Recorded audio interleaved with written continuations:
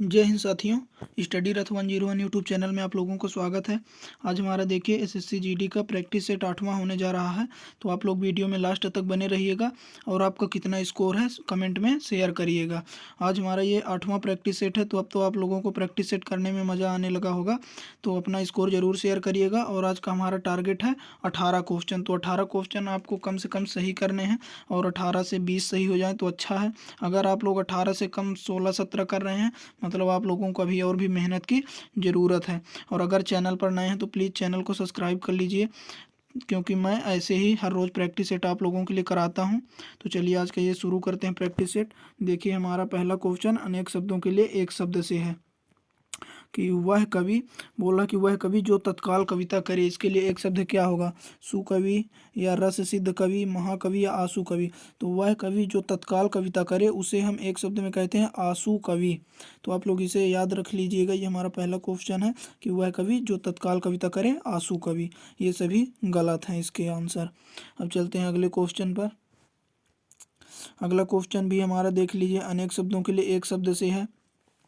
ये दूसरा क्वेश्चन है कि जिसकी आशा ना की गई हो, जिसकी आशा ना की गई हो उसे हम कहते हैं अप्रत्याशित।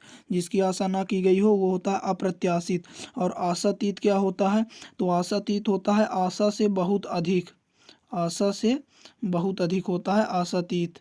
आशा से बहुत, आशा से बहुत अधिक या आशा से बहुत अधिक होता है आशातीत। और जिसकी आशा ना की गई हो अप्रत्याशित।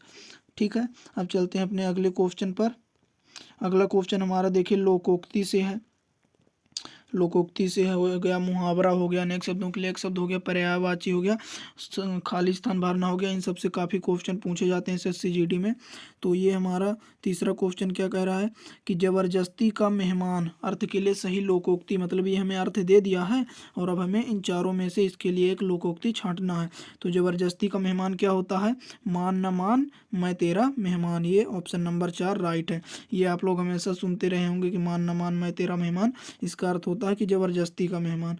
और आंख के अंधे नाम नयन सुख, इसका मतलब होता है कि गुण के विपरीत नाम। जैसे देखिए कोई अंधा है और उसका नाम नयन सुख है तो मतलब उसके गुण के विपरीत उसका नाम है। और अधजल गगरी छलकत जाए, ये होता है कि जिसके पास कम ज्ञान है वो अधिक दिखावा करता है, उसके लिए प्रयोग करते हैं कि अधजल गगरी छलकत जाए। मतलब ज्ञान के संबंध में नहीं और दूसरे संबंध में भी प्रयोग कर सकते हैं। और ऊंची दुकान फीकी पकवान, ये दिखावा करने वालों के लिए होता है। तो इसका तो राइट आंसर ऑप्शन नंबर 4 है। अब चलते हैं अपने अगले क्वेश्चन पर। देखिए यहाँ पर पर्यायवाची से आ गया। अपर्णा का पर्यायवाची पूछा कि अपर्णा का पर्यायवाची क्या होता है। तो मैं आप लोगों को बता रहा हूँ, अपर्णा का पर्यायवाची होता है पार्वती, यानी पार्वती माँ का पर्यायवाची है अपर्णा। औरत का नहीं है, देवांगना का भी नहीं है, आराधना का भी नहीं है। ये सभी गलत हैं इसके आंसर। अपर्णा पार्वती मैया का पर्यायवाची है। अब देखते हैं अपना अगला क्वेश्चन। अगला क्वेश्चन वर्तनी से है कि इन चारों में से किसकी वर्तनी शुद्ध है। तो आप लोग देखिए कौन सी वर्तनी शुद्ध है। तो मैं देख रहा हूँ शांतिमय, ये इसकी वर्तनी शुद्ध है। ऐसे लिखा जाता है, शांति हो गया, ये शांति में छोटी ती होती है, और शांतिमय यानी जिसे शांति प्रिय हो। जैसे हमारा भारत शांतिमय देश है, तो शांतिमय ऑप्शन नंबर 2 इसका राइट आंसर है। अगर प्रैक्टिस सेट अच्छा लग रहा है तो लाइक कर दीजिएगा वीडियो को। अब देखते हैं अगला क्वेश्चन। अगला क्वेश्चन भी हमारी शुद्ध वर्तनी से है कि इसमें से किसकी वर्तनी शुद्ध है। तो देखिए आप चारों ऑप्शंस को राइट आंसर करिए। तो इसकी वर्तनी शुद्ध है पयोनिधि, ये ऑप्शन नंबर 1 की वर्तनी शुद्ध है। पयोनिधि समुद्र का पर्यायवाची है। पयोनिधि समुद्र का पर्यायवाची है, तो ये इसकी सही वर्तनी है। बाकी ये सभी गलत हैं, इसमें बड़ी नहीं है इसलिए गलत है। ये तो एकदम से गलत, ये सब गलत है।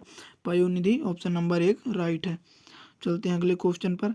अगला क्वेश्चन देखिए, जो तोला जा सके, ये भी अनेक शब्दों के लिए एक शब्द से आ गया कि जो तोला जा सके।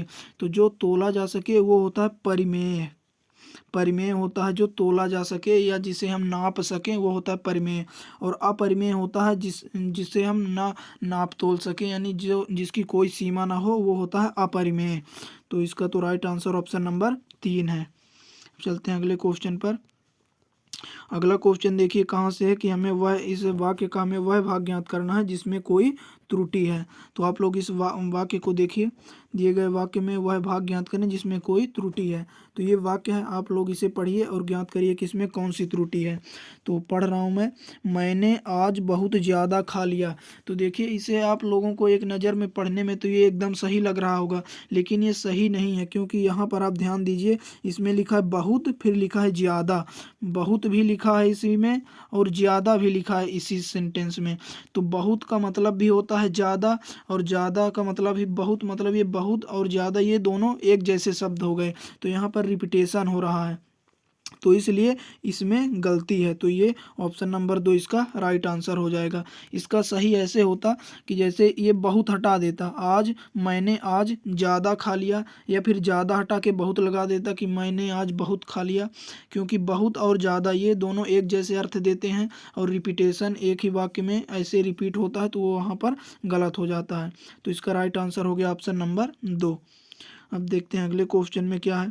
अगला क्वेश्चन भी देखिए इसी तरह से है कि सबसे उपयुक्त विकल्प का चयन करें, यदि इसे प्रतिस्थापित करने की आवश्यकता नहीं है तो किसी बदलाव की आवश्यकता नहीं है, विकल्प का चयन करें।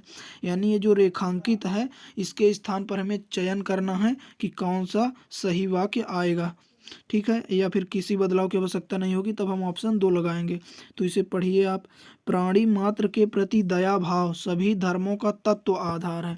तो पढ़ने से समझ में आ रहा होगा, यहाँ पर लिखा तत्व आधार है, तो यहाँ पर पद क्रम की अशुद्धि है, यानी जो क्रम है वो थोड़ा सा उल्टा है। तो इसे जब हम सही करेंगे तो कैसे होगा, प्राणी मात्र के प्रति दया भाव सभी धर्मों का आधार तत्व है। तो ये ऑप्शन नंबर 3 में है। एक बार आप फिर से इसे पढ़ेंगे कि प्राणी मात्र के प्रति दया भाव सभी धर्मों का आधार तत्व है। तो ये ऑप्शन नंबर 3 इसका राइट आंसर हो जाएगा।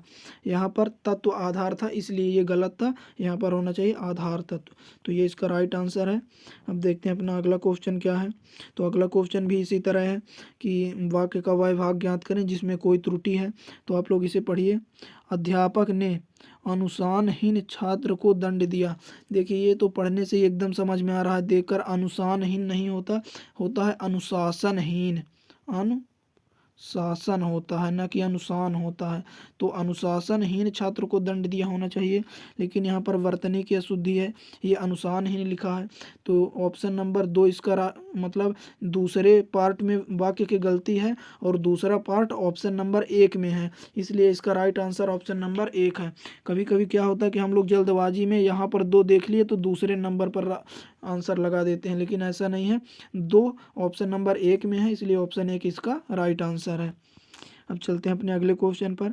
अगला क्वेश्चन हमारा रिक्त स्थान की पूर्ति करने से है कि अब देखिए इसे आप पढ़िए, वह गरीब होकर भी क्या है, बेईमान है, परेशान है या चालाक है। तो यहाँ पर होगा ईमानदार, कि वह गरीब होकर भी ईमानदार है। तो इसका राइट आंसर ऑप्शन नंबर 2 हो गया। चलते हैं अगले क्वेश्चन पर। अगला क्वेश्चन देखिए विलोम से है, विलोम पूछा है नैसर्गिक का विलोम। तो मैं आपको बता रहा हूँ नैसर्गिक का विलोम, नैसर्गिक का विलोम होता है कृत्रिम, नैसर्गिक का विलोम होता है कृत्रिम, और प्राकृत का विलोम भी कृत्रिम हो जाता है। तो नैसर्गिक का मतलब होता है प्राकृत, इसलिए नैसर्गिक का विलोम हो जाता है कृत्रिम। और तिरोभाव का विलोम होता है आविर्भाव, आविर्भाव का विलोम होता है तिरोभाव, तिरोभाव। और ये अनुर्वर लिखा है तो उर्वर का विलोम हो जाता है अनुर्वर, उर्वर का विलोम अनुर्वर, तिरोभाव का विलोम आविर्भाव, प्राकृत का विलोम कृत्रिम, और नैसर्गिक का विलोम भी कृत्रिम होता है।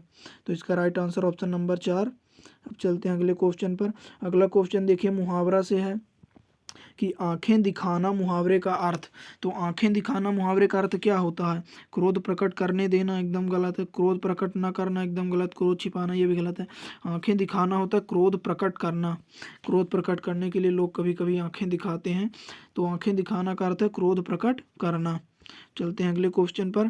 अगला क्वेश्चन देखिए पर्यायवाची से आ गया है, यहाँ पर हमसे बिजली का पर्यायवाची पूछा है। तो बिजली का पर्यायवाची होता है दामिनी, दामिनी हो गया या फिर सौदामिनी हो गया, तो ये भी बिजली का ही पर्यायवाची होता है। दामिनी, सौदामिनी, तड़ित, बिजुरी, क्षण प्रभा, घनवल्ली, ये सभी बिजली के पर्यायवाची होते हैं। और रमणी किसका पर्यायवाची होता है, तो रमणी स्त्री का पर्यायवाची हो जाता है रमणी। और तनया पुत्री का पर्यायवाची होता है तनया। और सरवरी रात का पर्यायवाची होता है सरवरी। तो इसका तो बिजली का पर्यायवाची होता है दामिनी, तो इसका राइट आंसर ऑप्शन नंबर 4 है। चलते हैं अगले क्वेश्चन पर। अगला क्वेश्चन भी हमें खाली स्थान भरना है। देखिए पढ़िए इसे। मेरा दृढ़, फिर संकल्प, विश्वास, निश्चय, सुझाव, इनमें से कोई एक होगा। और आगे पढ़ेंगे कि आपने अपराध नहीं किया। तो अगर कोई अपराध नहीं किया तो हमें उस पर क्या रहता है, दृढ़ विश्वास है। तो यहाँ पर होगा विश्वास। अब इसे शुरू से एक बार पढ़ेंगे तो एकदम सही लगेगा कि मेरा दृढ़ विश्वास है कि आपने अपराध नहीं किया। अगर आप गलत ऑप्शन रख के शुरू से पढ़ेंगे तो आपको वो पढ़ने में ही गलत लगेगा। तो देखिए इसका राइट आंसर है विश्वास, कि मेरा दृढ़ विश्वास है। देखिए मेरा दृढ़ विश्वास है कि आपने अपराध नहीं किया। तो इसका राइट आंसर ऑप्शन नंबर 2। चलते हैं अगले क्वेश्चन पर। अब देखिए हमारा गद्यांश आ गया। आज मैंने गद्यांश के भी 5 क्वेश्चंस लिए हैं। तो इस गद्यांश को पहले पढ़ते हैं। शुरू से पढ़िए इसको। बैंक में किसी भी प्रकार का खाता खोलने के लिए, बैंक में किसी भी प्रकार का खाता खोलने के लिए जाकर एक फॉर्म भरना होता है। तो यहाँ पर क्या होगा, अब ऑप्शन देख लेते हैं। पहले आप लोग ये भी देख सकते हैं, जैसे एग्जाम में आप लोगों के साथ धोखा ना हो। जैसे देखिए यहाँ पर सांकेतिक रिक्त स्थान 1 के लिए हमें उपयुक्त शब्द चुनना है, इसलिए हम ऑप्शन नंबर 1 के लिए उपयुक्त चुनेंगे। ऐसा भी हो सकता है कि एग्जाम में हमें वो यहाँ पर रिक्त स्थान 2 दे दें और हम पहले वाले को पढ़कर राइट आंसर लगाएं। तो ये आप लोग ध्यान रखिएगा। तो यहाँ पर हमें रिक्त स्थान 1 के लिए चुनना है। तो जब हम इसे पढ़ेंगे तो क्या है कि बैंक में किसी भी प्रकार का खाता खोलने के लिए, अब देखिए क्या होगा, स्वयं होगा कि स्वयं जाकर एक फॉर्म भरना पड़ता है। कि बैंक में एक खाता खोलने के लिए स्वयं जाकर एक फॉर्म भरना होता है। देखिए बैंक में किसी भी प्रकार का खाता खोलने के लिए, फिर यह हो जाएगा स्वयं जाकर एक फॉर्म भरना होता है। अब चलते हैं अपने अगले प्रश्न पर। तो यहाँ पर हमें रिक्त स्थान 2 के लिए उपयुक्त विकल्प चुनना है। तो इसे पढ़ेंगे। तो इसे फिर से शुरू से पढ़िए कि बैंक में किसी भी प्रकार का खाता खोलने के लिए स्वयं जाकर एक फॉर्म भरना होता है। इस फॉर्म पर क्या होगा, अब आगे देखिए ऑप्शन। इस फॉर्म पर सुरक्षा होगा, गारंटी होगा, गवाह होगा कि प्रमाण होगा। तो गवाह होता है। उस फॉर्म पर हमें गवाह के रूप में किसी को ले जाना पड़ेगा। तो अब एक बार इसे गवाह रखकर चेक करेंगे हम लोग। देखिए कि इस कहाँ गया, इस फॉर्म पर गवाह के रूप में किसी ऐसे व्यक्ति के, अब देखिए यहाँ पर हम बिना ऑप्शन देखकर भी कर सकते हैं कि किसी ऐसे व्यक्ति के हस्ताक्षर करवाने पड़ते हैं। फॉर्म पर गवाह के रूप में किसी ऐसे व्यक्ति के हस्ताक्षर करवाने पड़ते हैं जिसका पहले से बैंक में खाता हो। तो ऑप्शन नंबर 3 देखते हैं, तीसरा प्रश्न। इसका तो राइट आंसर ऑप्शन नंबर ये 3 है। अब तीसरे प्रश्न पर जब इसके जाएंगे तो यहाँ पर देखिए ऑप्शन नंबर 4 में है हस्ताक्षर। तो इसका राइट आंसर हस्ताक्षर ही है कि इस फॉर्म पर गवाह के रूप में किसी ऐसे व्यक्ति के हस्ताक्षर भी करवाने पड़ते हैं जिसका पहले से बैंक में खाता हो। अब चलते हैं अगले क्वेश्चन पर। अब इसे पढ़िए। खाता हो, यदि ऐसा संभव ना हो तो बैंक के, अब यहाँ पर देखिए बैंक के, यहाँ पर आप लोग कंफ्यूज ना होइएगा, करता होगा कि अधिकारी, कर्मचारी की सेवक। तो बैंक के अधिकारी होगा यहाँ पर, बैंक के अधिकारी यानी जिनके अधिकार में है हमारा खाता खोलना। तो इसमें राइट आंसर होगा अधिकारी। अब इसे पढ़िए आप लोग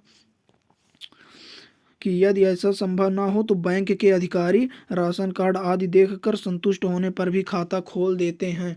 यानी कि अगर हमारे साथ गवाह के रूप में कोई न चले तो हमारा राशन कार्ड आदि देखकर संतुष्ट होने पर भी खाता खोल देते हैं। फिर आगे हम बढ़ेंगे तो इसका तो राइट आंसर ऑप्शन नंबर 2 अधिकारी। फिर चलते हैं अगले क्वेश्चन में। तो अगला क्वेश्चन कहाँ है कि इसके अतिरिक्त इस फार्म या अलग से एक कार्ड पर खाता खोलने के लिए 2 या 3 हमसे हस्ताक्षर करवाए जाते हैं। तो वो हस्ताक्षर कैसे होते हैं, वो हस्ताक्षर प्रतिरूप होते हैं। जैसे हमने एसएससी जीडी में फॉर्म भरा तो अभी हमने यहाँ पर एक हस्ताक्षर किया, फिर ऐसा ही हस्ताक्षर सेम हमें एग्जाम में भी करना पड़ेगा। मतलब एक दूसरे का प्रतिरूप हो, अलग अलग हस्ताक्षर नहीं कर सकते, एक दूसरे का प्रतिरूप हस्ताक्षर होता है। तो इसका राइट आंसर ऑप्शन नंबर 2 प्रतिरूप हस्ताक्षर। तो आज के हमारे 20 प्रश्न समाप्त होते हैं। उम्मीद है आप लोगों को अच्छा लगा होगा। अगर अच्छा लगा है तो कमेंट करिएगा और कितने क्वेश्चन आपने सही किए हैं ये भी कमेंट करके बताइएगा। तो आज की वीडियो यहीं पर समाप्त करते हैं, फिर से मिलेंगे नेक्स्ट वीडियो में। तब तक के लिए धन्यवाद। जय हिंद।